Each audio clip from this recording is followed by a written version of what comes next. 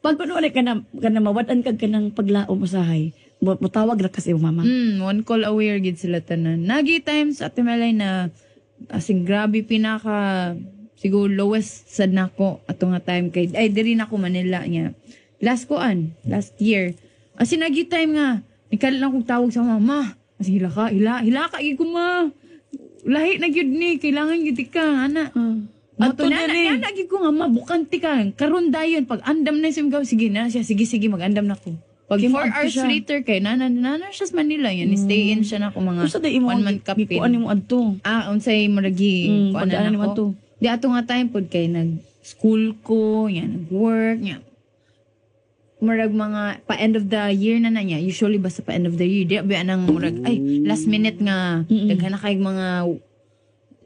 kayong mga kuan-ana basta pa-end of the year. Mga last minute pa. Kuan sa work. Mga project, mga yapas-apas, ana. Yeah, ako raos sa pod ato, hala. Nagkayamukat na tanaw. Ano kasabot. So, murag, need na akong help, gid ba, assistant. So, moto, to the rescue ako mama dayon. Very good ka kay mama kanimo mo doon.